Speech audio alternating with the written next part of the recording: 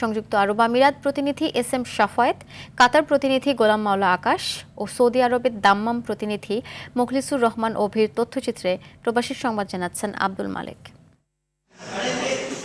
সংযুক্ত আরব আমিরাতের জাতীয় দিবস ও গাউসুল আজম মাইজ ভান্ডারির ২০০তম জন্মবার্ষিকী উপলক্ষে ব্লাড ডোনেশন কর্মসূচির আয়োজন করা হয়। আঞ্জুমানে মুত্তাবিইনে গাউসে মাইজ ভান্ডারি এবং বাংলাদেশ প্রেস ক্লাব ইউ এর আয়োজনে এ আয়োজন করা হয়। আমিরাতের বিভিন্ন শহরের ব্লাড সেন্টারগুলোতে রেকর্ড সংখ্যক ১০২১ জন প্রবাসী বাংলাদেশি স্বেচ্ছায় রক্ত দেন।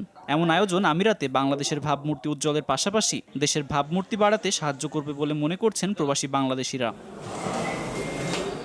আসন্ন ত্রয়োদশ সংসদীয় নির্বাচনে ভোট দিতে পোস্টাল ভোট বিডি অ্যাপের মাধ্যমে ভোট প্রদান বিষয়ে সচেতনতা বাড়াতে কাতারে মতবিনিময় সভা অনুষ্ঠিত হয়েছে। অনুষ্ঠানে প্রবাসীদের সঙ্গে মতবিনিময় করেন কাতারস্থ বাংলাদেশ দূতাবাসের কাউন্সিলর মোহাম্মদ মাসুদুল কবির ও বারিকুল ইসলাম। এছাড়া আরও উপস্থিত ছিলেন দিগন্ত এক্সপ্রেসের সিও মোহাম্মদ জসিমউদ্দিন, ফজলুল হক মাহবুব, রোহানউদ্দিন, রবিউল আওয়াল, মঈনউদ্দিন সহ অন্যান্য কর্মকর্তারা। প্রবাস থেকে ভোট প্রদান ছাড়াও প্রবাসী বাংলাদেশি কর্মীরা যেন সকল সুযোগ সুবিধা গ্রহণ করতে পারে তারও তাগিদ জানানো হয়। সৌদি আরবের দাম্মামে প্রবাসীদের মধ্যে ভ্রাতৃত্বের বন্ধন জোরালো করার লক্ষ্যে প্রবাসীদের অংশগ্রহণে তাবিদ ক্রিকেট লিগ সিজন 3 এর ফাইনাল অনুষ্ঠিত হয়েছে।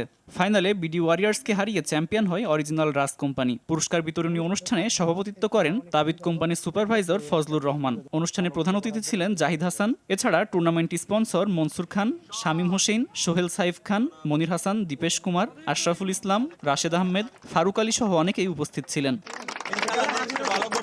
আব্দুল মালেক, RTV।